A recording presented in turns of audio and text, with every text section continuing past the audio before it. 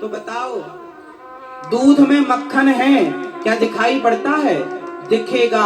पहले दही बनाकर मंथन करो तब। उसी प्रकार पहले भक्ति करो तब भगवान दिखाई पड़ेंगे। बिना मथे तो दूध का मक्खन नजर नहीं आता, तो बिना भक्ति किए कण कण का भगवान कैसे नजर आएगा? एक बात बताओ, क्या मिश्री में मिठास नहीं होती? जोर से, क्या मिश्री में मिठास नहीं होती? राजा बोला होती है। लड़की बोली महाराज, क्या मिश्री की मिठास कभी दिखती है? अब नहीं दिखती तो कोई ये कहने लग जाए जी होती ही नहीं है। अरे होती तो है पर दिखाई नहीं पड़ती। उसी प्रकार मिश्री चखने से उसका स्वाद पता लगता है, उसी प्रकार भक्ति करने से भगवान का पता लगता है। भगवान देखने दिखाने का विषय नहीं है कि आप पूछे कि भगवान दिखाओ, मैं आपको दिखा दूं। ईश्वर अनुभव का विषय है। एक बार एक पत्नी कथा सुनने आई, कथा सुनकर घर गई। उसका पति बोला कहाँ गई थी? बोले कथा सुनने। क्या सुना आज आपने कथा में? पति बोला, पत्नी बोली मैंने सुना कि भगवान सब जगह रहते हैं। पति बोला तेरा भगवान सब जगह रहता है तो मुझे दिखा। पति बड़ा जिद्दी था, बोला मुझे भगवान दिखा। अब वो पत्नी कैसे दिखाए? कुछ दिनों के बाद उसके पति के सिर में दर्द हुआ। पति बोला जरा डॉक्टर को बुलाओ, मेरे सिर में दर्द है। पत्नी बोली कोई दर्द वर्द नहीं है। पति बोला दर्द से फटा जा रहा है सिर। पत्नी बोली कि यदि आपके सिर में दर्द होता तो दिखाई पड़ता मुझे। नहीं दिख रहा है, इसका मतलब दर्द नहीं है। पत्नी, पति बोला पागल हो गई है क्या? अरे दर्द भी कभी दिखता है क्या? तो पत्नी बोली स्वामी जी जैसे दर्द होता तो है पर दर्द दिखता नहीं है, उसी प्रकार कृष्ण है, होते तो हैं, भगवान होते तो हैं पर दर्द की तरह दिखते तो नहीं है, पर अनुभव होता है। अच्छा, अनुभव किसे होगा? आपके पांव में कांटा लगा तो दर्द का अनुभव आपको होगा या हमें होगा? बोलो, जिसके पांव में कांटा लगा तो दर्द उसी को होगा या बगल वाले को होगा? जोर से, उसी को होगा। उसी प्रकार जैसे जिसको कांटा लगेगा उसी को दर्द होगा, उसी प्रकार जो भक्ति करेगा ईश्वर का अनुभव भी उसी को होगा, दूसरे को नहीं हो सकता ना। ये अनुभव का विषय है। मीराबाई कहती हैं दर्द की मारी बन बन डोलूं, वैद मिले नहीं कोई। कृष्ण एक दर्द है, भक्ति एक प्रकार का दर्द है। वो दर्द जो होता तो है। अब बताओ मेरी माँ, बच्चा पैदा करने में दर्द होता है या नहीं? हाँ या ना उत्तर दो। बच्चा पैदा करने में दर्द होता है? बताओ कितना दर्द होता है? क्या वो दर्द आप हमें बता सकती हो मेरी माँ? इस धरती का कोई भी पुरुष स्त्री के उस दर्द की कल्पना नहीं कर सकता जितना दर्द स्त्री को होता है। स्त्री का दर्द होता है तो स्त्री ही समझ सकती है, पुरुष कदापि नहीं समझ सकता। हाँ या ना? जैसे वो दर्द है, लेकिन उस दर्द के बाद उस दर्द में अच्छा अनुभव होता है पुत्र की प्राप्ति का। उसी प्रकार भगवान का भक्त रोता है और रोता रोता कहता है दर्द की मारी बन बन डोलूं, वैद मिले नहीं कोई।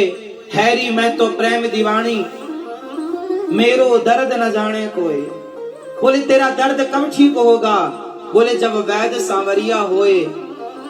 जैसे स्त्री को प्रसव का दर्द होता है उसी प्रकार भक्त को भगवान के प्रेम का, मिलन का और विरह का दर्द होता है। और वो दर्द केवल वही समझ सकता है जो भक्त है। जो बच्चे को जन्म देने वाली है वही समझ सकती है वो प्रसव का दर्द। उसी प्रकार सब लोग नहीं समझ सकते ना। उसी प्रकार भक्त का प्रेम सब नहीं समझ सकते। ईश्वर भाव का विषय है। ईश्वर उस दर्द की तरह जो है तो सही पर दिखाई नहीं पड़ता, होता तो है पर दिखता नहीं है। ईश्वर है, दिखाएं कैसे।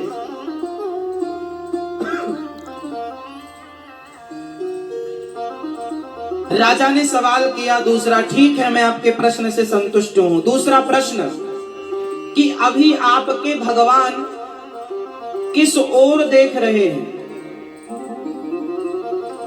लड़की ने कहा महाराज एक दीपक जलाया जाए। दीपक जलाया गया। लड़की ने राजा से पूछा महाराज ये दीपक की ज्योति किस ओर देख रही है? राजा ने बोला चारों ओर। भाई ज्योति जल रही है, दीपक तो कहां देखता है? दीपक चारों ओर। जैसे दीपक का प्रकाश चारों ओर बराबर देखता है, उसी प्रकार भगवान सबको समान दृष्टि से देखते हैं। सबको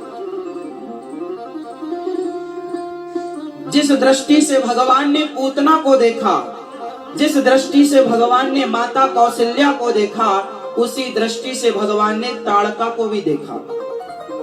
जो गति माता कौशल्या को दी वही गति प्रभु ने ताड़का को भी दी, और जो गति भगवान ने माता देवकी को दी वही गति माता पूतना को भी दी। एक दृष्टि से देखा भगवान ने सबको।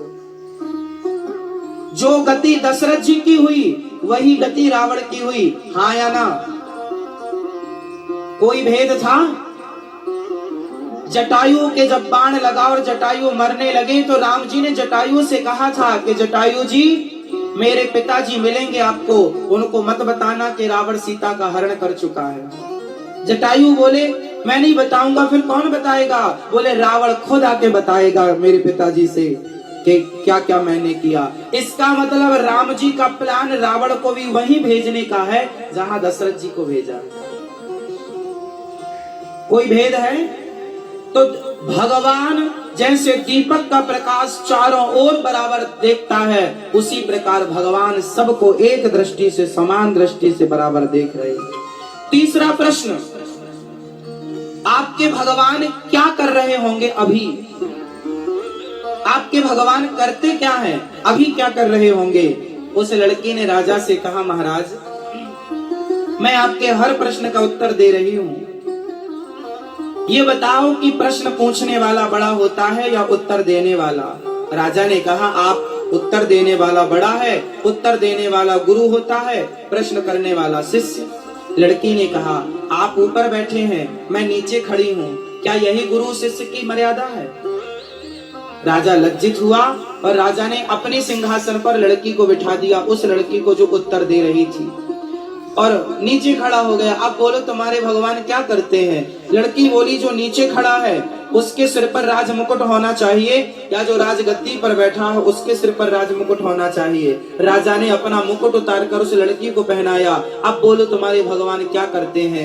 लड़की ने मुस्कुराते हुए कहा अभी भी नहीं समझ पाए हमारे भगवान क्या करते हैं? हमारे भगवान यही करते हैं कि हम जैसे भिखारी को राजा बना दिया और तुम जैसे राजा को भिखारी बनाकर द्वार पर खड़ा कर दिया। राजा को रंग और रंग को राजा बनाने का काम भगवान इस समय कर रहे हैं। क्या करते हैं भगवान? राजा को रंग बनाते हैं और रंग को भगवान। राजा चरणों में गिर पड़ा, राजा के तीनों प्रश्नों का उत्तर मिल गया। उसने मंदिर तोड़ने की जो प्रतिज्ञा की, जो प्रण लिया, उसे छोड़ दिया और वो समझ गया कि भगवान की सत्ता मौजूद है। ईश्वर नहीं दिखते, इससे ये सिद्ध नहीं होता कि ईश्वर नहीं है। आज देख लो ना, राम पर सवाल करने वालों का पता नहीं है और राम को मानने वालों की जय जय घोष पूरी दुनिया में दिखाई पड़ रही है। ये राम राज्य है मेरी माँ। अपने बच्चों को राम का आदर्श सुनाया करो और आज से अपने बच्चों को पोयम नहीं